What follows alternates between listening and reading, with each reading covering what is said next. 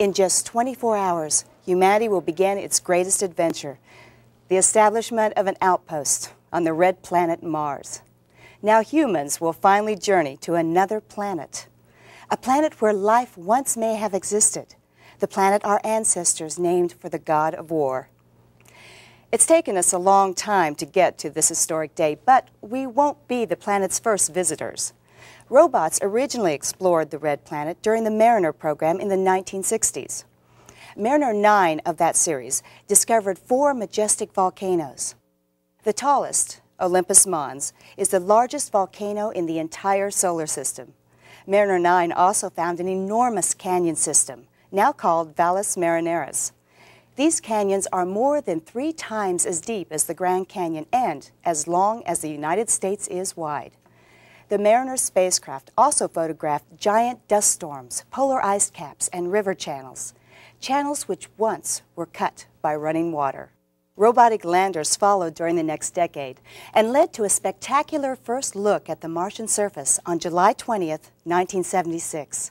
That's when the Viking 1 lander separated from its companion orbiter and began its descent to the western edge of Chrysoplanitia, the Plain of Gold, near the edge of an ancient channel where water once flowed.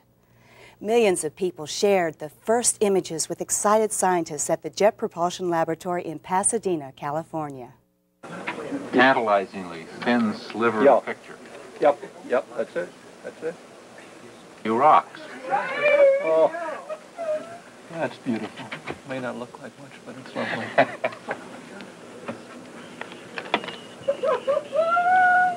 Oh. Yeah, I'm supposed to say something at this point.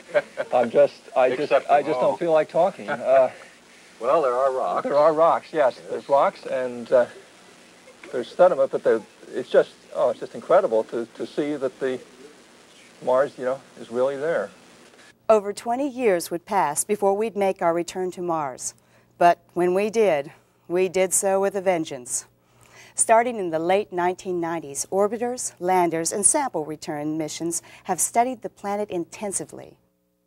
We've sent 1 or 2 spacecraft every 26 months to investigate how the planet's geology and climate have changed over time. We've also searched for evidence of present or past life on Mars, a prospect that has captured the imagination of humankind for ages. As the landers were studying the surface of Mars, scientists began analyzing a group of unusual meteorites discovered on Earth. And what a surprise they found. They discovered that trapped gas within these rocks has the same chemistry as the Martian atmosphere as measured by the Viking landers. The scientists then concluded that these meteorites must have come from Mars. So how did they get to Earth? Well, millions of years ago, giant impacts blasted these rocks from Mars and into the inner solar system. Eventually, a few reached Earth's surface as meteorites. Inside some of these Martian meteorites, scientists found fascinating evidence of possible ancient life forms, visible only with the most powerful microscopes. This ongoing search for past or even present Martian life is the major research focus of the crew who will lift off tomorrow, the crew of Antares. The Antares mission actually began 2 years ago with the launch of 3 support spacecraft. Antares 1 is a fully fueled Earth return vehicle. Currently in orbit around Mars, Antares 1 is ready to bring our astronauts home in 2 years. Antares 2 is the ascent vehicle, which will ferry the astronauts from Mars to the return vehicle. It is already in place at the crew's landing site. Its power plant is in good working order and has been producing fuel for the crew's liftoff from Mars. It's also producing extra oxygen for the astronauts to breathe. Antares 3 includes the laboratory where the crew will live and work, and the rover, which will transport the scientists as they explore the planet. The lab and rover are ready and waiting for the arrival of our astronauts. To prepare for their journey to the Red Planet, the Antares crew has trained together on the International Space Station, practicing every maneuver and rehearsing every emergency as a well-coordinated team. An Earth-to-Mars communication delay of up to 20 minutes increases the need for self-sufficiency. Training for long-duration spaceflight was a major focus of the Russian space station Mir and pioneering astronauts like Shannon Lucid. Dr. Lucid's 6 months on Mir equals the same time period our astronauts will spend in transit each way to and from Mars. We are proud to introduce the men and women who will walk on Mars. Our commander has primary responsibility for all spacecraft systems in transit and on Mars. Our pilot is in charge of vehicle dynamics in space and rover operations on the Martian surface. Our geologist is a veteran astronaut who has been analyzing rocks and soils from Mars for over a decade. For the last 10 years, our mechanical engineer has maintained life support systems and has controlled robots in Antarctica and on Mars. Our flight surgeon is responsible for crew health and is an expert in performing surgical procedures in microgravity. Our life scientist will focus on the collection of samples that could provide evidence of past or present life on Mars. These astronauts will be on their own more than any astronauts in history as they leave the cradle of planet Earth to step out onto a new world. Launchpad A, May 11th, 2018. T-minus 30 seconds and counting for the launch of Antares 4, the first human mission to another planet. Weather downrange is calm and clear. Fuel pressure nominal. The gantry has been retracted. We are go for launch. T-minus 10 and counting. 8, 7, main stage ignition. 4, 3, 2, 1, 0, liftoff. We have liftoff for Antares 4 on its 2-year mission to the planet Mars.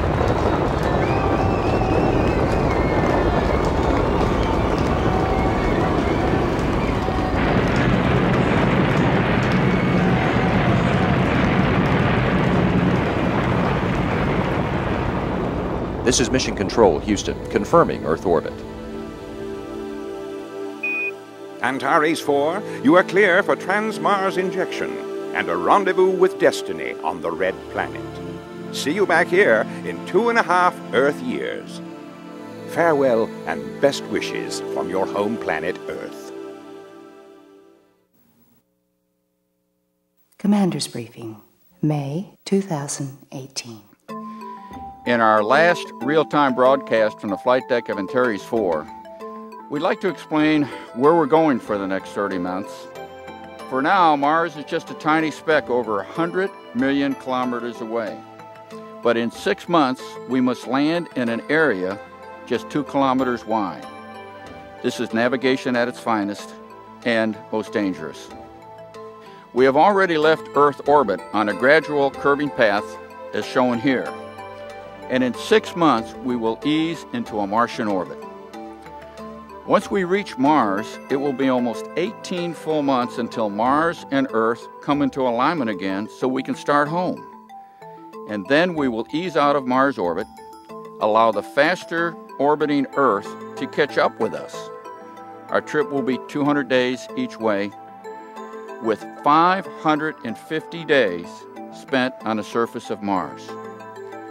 This fast transit minimizes the health risk during the flight and maximizes our research time on Mars.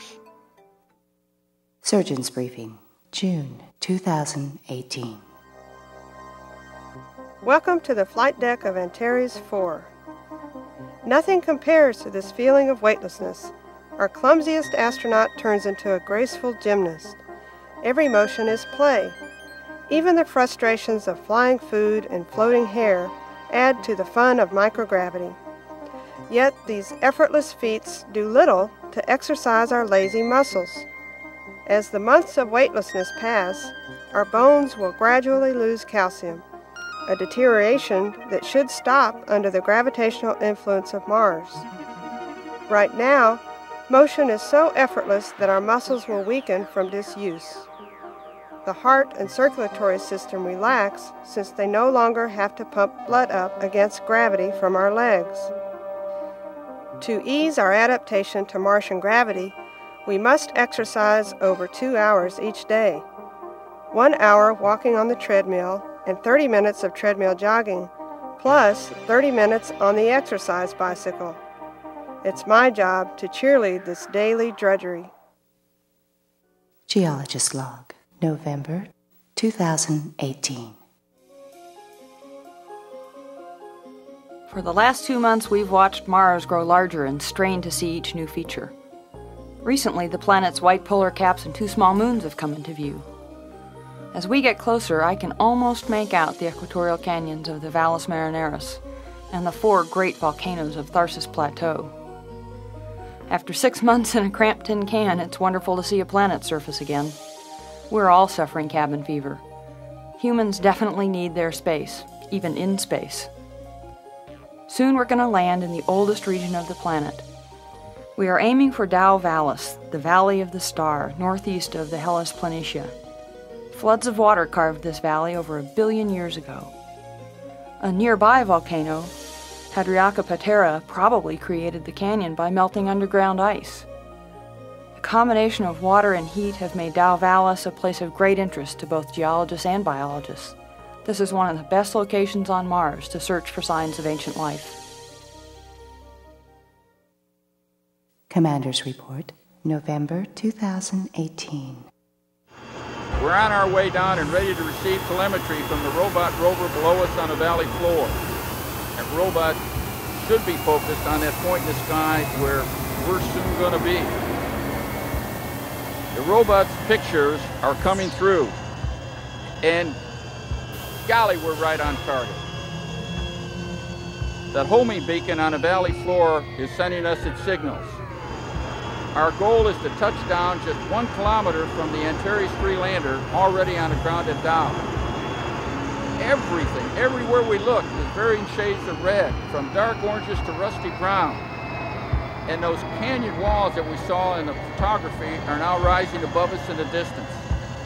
Dao Vallis is waiting and we're on our way. It's a homecoming to a place that we have never been.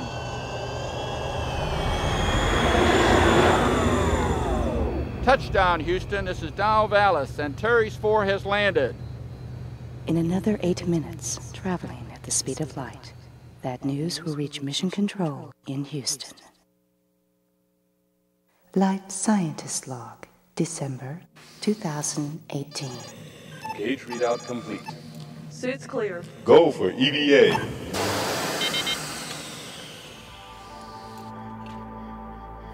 My feet touch the bottom rung of the short ladder and the Martian soil below. The words of Neil Armstrong echo in my mind as I repeat the words we have all agreed to say.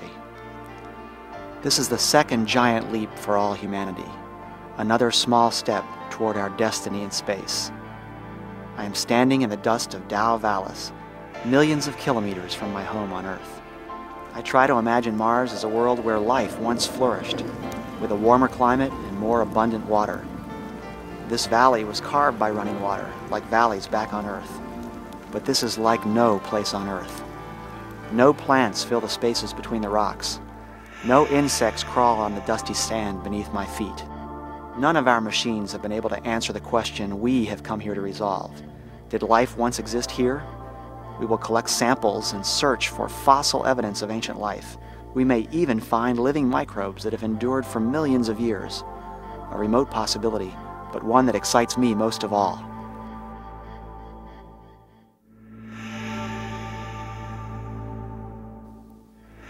I grew up fascinated by the possibility of life in the universe. So I'll never forget the day in elementary school when I saw a planetarium show simulating a trip to Mars. Our teacher told us that the first astronauts on Mars would be our age. I was determined to be on board. I wanted to be there, and now I am. I wonder if my teacher is watching.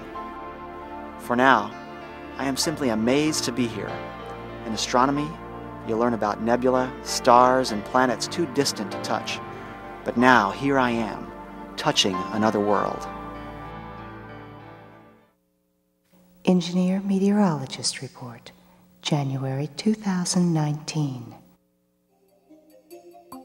My job as engineer is to make sure the mechanics of the mission work properly. Our lives will depend on it. Our first priority on Mars is to link the Antares 4 lander to the lab already on the surface. Both modules have wheels.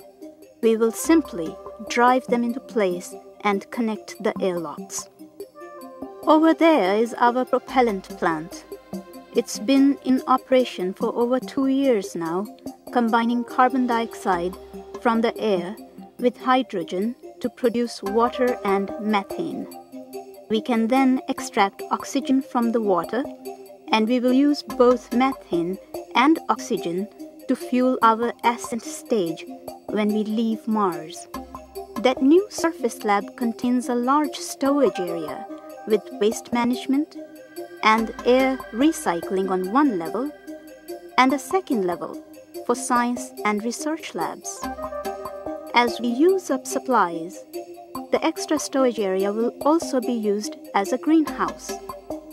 Eventually, we hope this greenhouse will produce about 10% of our food, real fresh vegetables, after months of prepackaged meals.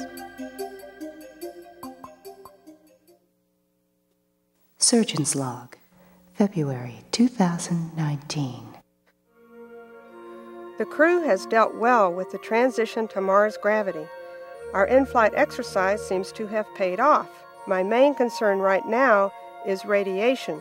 Beyond Earth's protective magnetic field, atmosphere, ozone layer, and Van Allen belts, we can be exposed to dangerously high radiation levels from the Sun and from galactic cosmic rays. Neither our spaceship nor the Martian atmosphere can fully compensate. Radiation risk monitors must be worn at all times during the mission. Engineer Meteorologist Log, March 2019. We have begun to notice differences in our valley with the coming of winter. Each winter day, we wake up to temperatures hovering around 100 degrees below and begin our work, thankful that we are not outside. The sun heats the thin Martian atmosphere quickly, so temperatures climb rapidly once the sun comes up. By the early afternoon, it may reach 50 degrees below zero out there. Every winter is long and cold at Dow Wallace.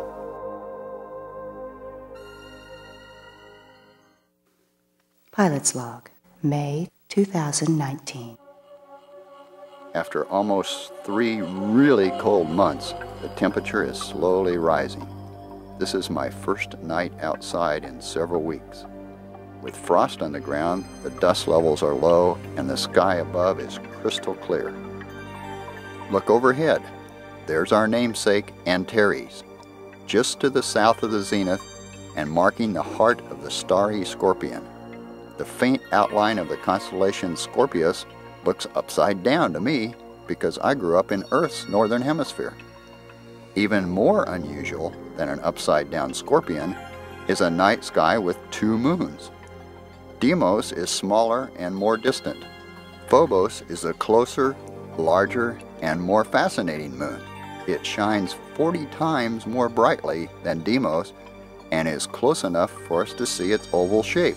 Phobos is so close to Mars that it completes an orbit in under 8 hours. So the speedy Phobos rises in the west and sets in the east as it races through the starfield. Perhaps the most unusual object in the Martian night sky is Earth. Its appearance always catches us by surprise. It's almost as bright as Venus from Earth and blue.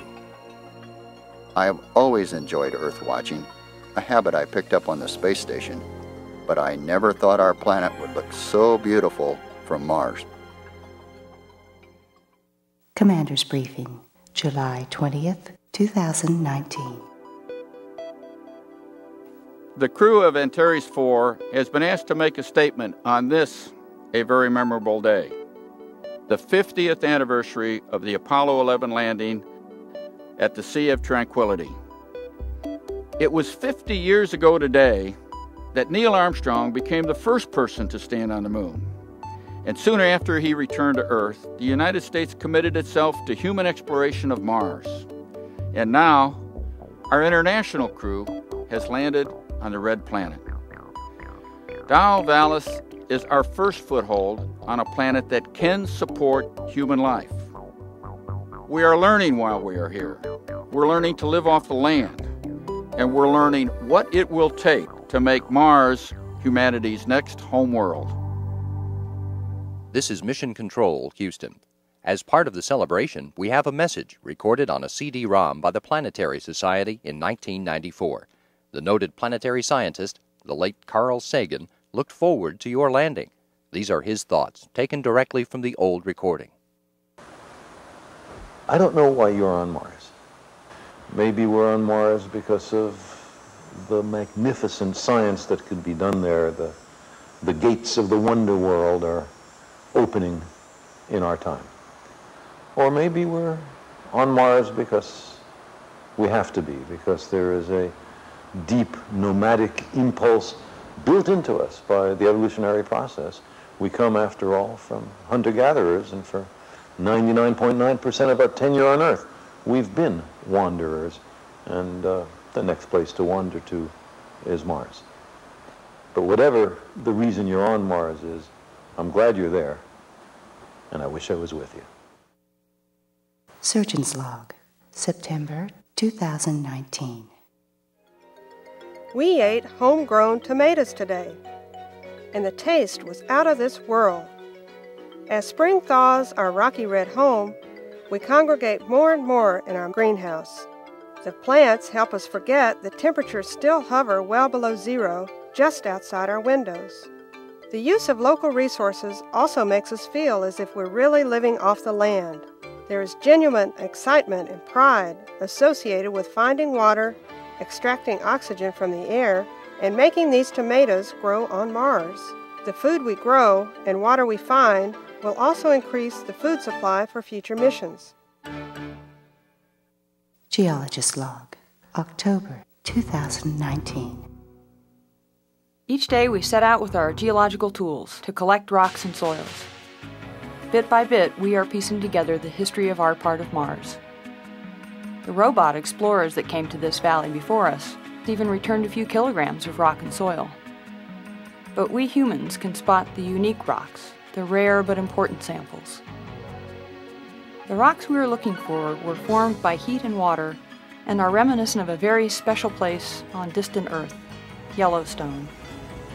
In that beautiful park, heat from deep underground makes the water boil into geysers. Bacteria with unique adaptations thrive in these hot, mineral-rich waters. Where the water overflows and cools, crystals form, trapping and fossilizing the living creatures, preserving evidence of ancient life. This is one of the reasons we came to Dao Vallis, where volcanic heat and underground water came together early in the history of Mars. We've scoured this area searching for evidence of ancient thermal springs on the valley floor, but those rocks are scarce here. We are much more likely to find ancient hot springs higher up, in that distinct light layer near the top of this cliff. Before we leave this place, we must find a way to get up there. Maybe, just maybe, we can reach it from above. Live Scientist Log, December 2019. The more we learn about this planet, the more we realize how much it has changed. It's mostly dry and quiet now, but I can imagine a much more dynamic place, where the valleys flowed with sudden, gigantic floods of water as volcanic heat melted vast areas of ice. Was the atmosphere thicker back then, making the climate hotter? I wonder if it rained. I bet it did. All that water, most of it gone now, lost to space. Water that sustains life on Earth. I'm frustrated that we have yet to find the samples that will tell us of life here on Mars. I'm not giving up. Geologist Log, January 2020. To explore Mars thoroughly, we must take trips lasting several days. Our pressurized rover provides a range up to 500 kilometers. On this trip, we're going to Hadriaca Patera, the volcano just north of our outpost. Our rover makes good progress on the gentle slopes. At every stop, we collect samples of ash, a product of some of the oldest explosive volcanism on Mars. I'm glad we were here to identify and collect these samples. It's good to have humans in the loop to make decisions. We are honored to be here. I just survived a silly accident. At the last stop, an outcrop that looked solid broke away, and I took a long fall. Thanks to the low Martian gravity, I only suffered a bad sprain and some minor damage to my spacesuit. The accident creates a serious problem, though. On our way back from Hadriaca, I wanted to try sampling that intriguing light deposit high on the cliff face. Our time on Mars is growing short, and this may be our only chance. So we can't wait. I really wanted to do the rock sampling myself, but I trust my fellow crewmate to do the job. This could be it, the sample we came so far to find. I'm not the geologist here, but I know I'm looking at some really old rock. Is this layer one of those thermal springs where life could have existed on Mars? Look at this rock, Houston. What are all these tiny round things? Pay attention, Earth. I could be holding proof that we haven't always been alone. Engineer Meteorologist Log, March 2020. These are the warmest days of the year. Each day, we have a temperature swing of over 100 degrees, and that's murder on equipment.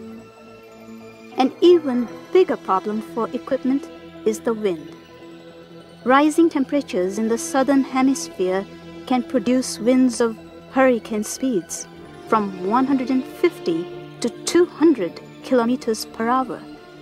Such strong winds raise dust easily and can make severe dust storms. Commander's Log, April 2020. All around us, the dust clouds are continuing to grow. At first, the sky darkened just a little each day, but now I can see and even feel the motion of the winds growing ever stronger from the south. And as a pilot, I have some concern. Unfortunately, I feel that we must leave now, 1 month early, or risk missing the launch window for our return to Earth altogether. And if we miss that window, we would literally be trapped here on Mars for 2 more years. My crew is frustrated by the growing storm. It is with sadness that we have to hurry and close out Antares 4. We trust that the automated systems for the greenhouse will last at least until the Aldebaran crew arrives. The ascent vehicle is fueled and it's ready to go. The computer instructions have been transferred to the onboard systems. It's now time to take one final reflective look out the windows, and we can see the dust storm as it increases in intensity. We're ready for liftoff. Engine ignition. We have liftoff from Dow Vallis.